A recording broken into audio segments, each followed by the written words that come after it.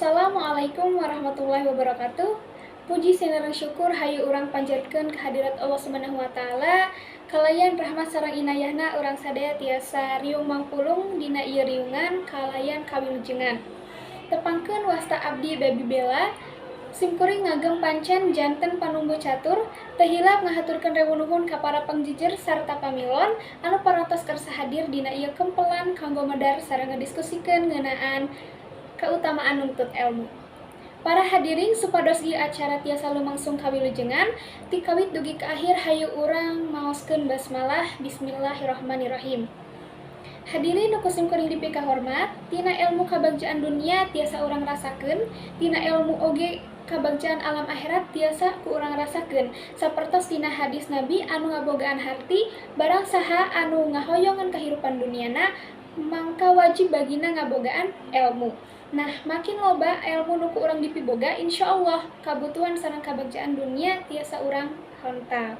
Para hadirin supados urang leuwih naleman ngeunaan jejer anu bade dibahas ku urang sadaya, hayu urang regepkeun kamandang ti para pangjejer sumangga ka Ibu Hajah Ella Nur Laila ngadugikeun kamandangna.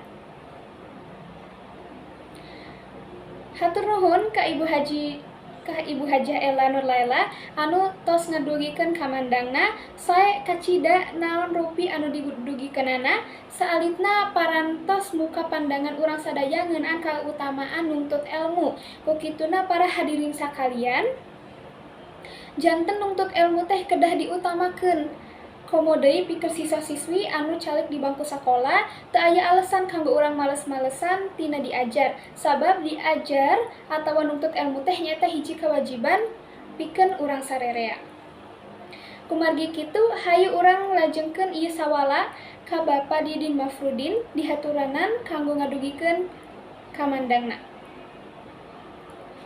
Hatur nuhun ka Bapak Didin Mafrudin anu tos ngadugikeun kamandangna, tah kituna diajar atawa nuntut ilmu teh nyaeta hiji kewajiban pikeun urang sarerea. Rek kumaha oge mangsa kaharepna bangsa ieu teh aya di pundak urang salaku generasi ngora. Kukituna urang kudu bener-bener sing getol diajarna. Anu bade tumaros atanapi ngadugikeun sauran dikawitan ngacungkeun pananganna sareng nyebatkeun jenenganana sareng patarosanana ulah kaluar ti judul ieu kagiatan mangga. Hatur nuhun kirang langkung aya 2 patarosan ti Silvi sareng Tiara kanggo ngawaler patarosanana mangga ka Ibu Hajah Ella dihaturanan. Alhamdulillah ieu acara teh ti kawit dugi karengsena parantos kalaksanakeun kalayan lancar. Kukituna hayu urang sasarengan nutup ieu acara kumaos hamdalah sasarengan alhamdulillahirabbil alamin. Simkuring salaku panumbu catur sareng sapara kanca nedak hapunten anu kasuhun bilih aya cariosan-cariosan oge paripaos anu matak teu ngeunah kana mana hadirin sadayana.